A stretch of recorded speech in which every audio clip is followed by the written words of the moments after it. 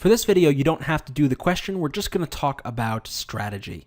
So the new SAT's got a new question type in the reading section. And it's these two-part questions where in the first part, you have to answer a typical question about the reading passage.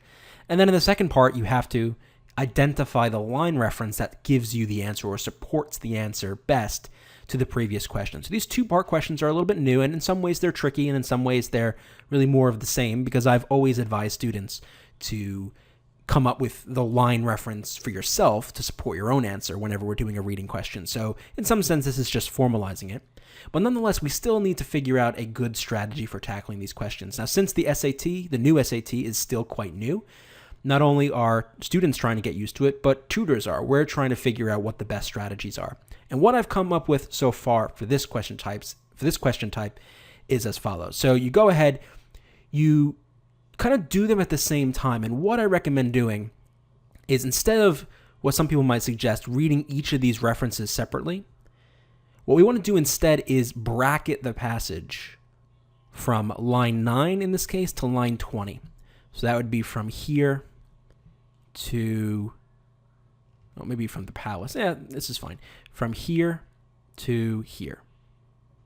And as we read the text, we want to pay special attention to this location of the text in looking for this answer, and then eventually in looking for this. So the reason why you don't want to just read each of these references separately,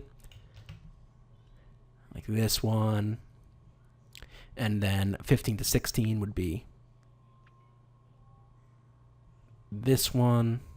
The reason why you don't want to read them separately and then use that to answer the previous question is you can fall into traps, because they will try to pair these references with trap choices in 32. So if you're reading this and you find a line that seems relevant, and then you go back and you find the answer in 32 that seems to fit both this reference and what you read, there is a danger of falling into their trap. So instead, we kind of want to read the passage as a whole to get the context, but we do want to have some idea of where this answer is going to be.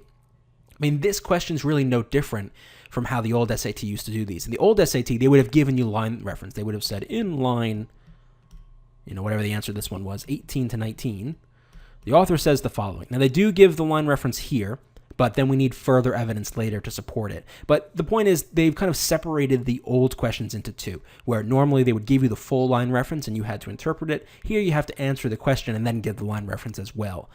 So it's more of a general question, but still specific, because we're still going to be focused on a specific line or reference. But like I said, I recommend when you see a two-part question, you got to look ahead a little bit, bracket the section of text that is contained in these lines, and then as you're reading, pay special attention to this bracketed portion to help you answer 32 and help you answer 33. So that's the best strategy I've got so far. If you are taking the new SAT and you've tried these questions out and you have other strategies, or you have other ideas about how to tackle this question, let me know in the comments. To learn more about Reason Prep's SAT, SAT subject test, and ACT video courses, go to reasonprep.com/enroll, and you can find the link in the description below the video.